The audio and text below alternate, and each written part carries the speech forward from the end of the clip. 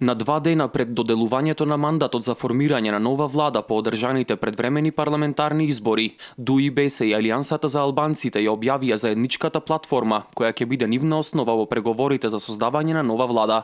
Трите партии ги наведоа конкретните цели кон кои ќе се стремат како дел од идната влада или како дел од секоја друга влада во Македонија. Овие цели вклучуваат целосно почитување на Охридскиот договор и уставот, еднакви јазични права, употребата на албанскиот јазик во сите гранки на власта заедно со македонскиот како официјални за земјата, економска еднаквост, преку рамноправен регионален развој и учество во преговорите со Грција за спорот за името на државата според европските вредности и меѓународното право. По прашањето за спорот за името, албанските партии претендираат да учествуваат во работната група за директни преговори со Грција.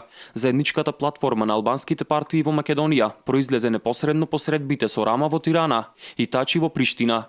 Она што предизвика најмногу негативни реакции е барањето на албанските партии за редефинирање на уставот и воведување на двојазичност на целата територија на Македонија, услов кој веројатно нема да го прифати ни една партија од македонскиот блок.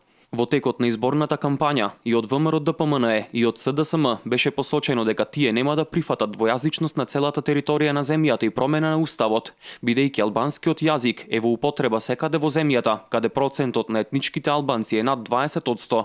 По усвојувањето на заедничката платформа пристигна и реакции. Според албанскиот премиер Еди Рама, платформата е историски чекор за изразување на волјата на албанците во Македонија, за правата на албанците, а не преговори за владини фотели. Реакции по заедничката изјава на трите албански партии, кои на парламентарните избори освоија мандати, стигнуваат и од помалите партии. Левица смета дека платформата е провокативна и безпредметна. Од ТМРО сметаат дека платформата е уцена, додека Народното движење на Јанко Бачев ги осуди Албанија и Косово дека преку платформата повикуваат на редефинирање на Македонија. Албанските партии во земјава најавија и тркалезна маса за спроведување на целите од платформата, а како што пишува во заедничката изјава, ќе бараат и поддршка од меѓународниот фактор во земјава.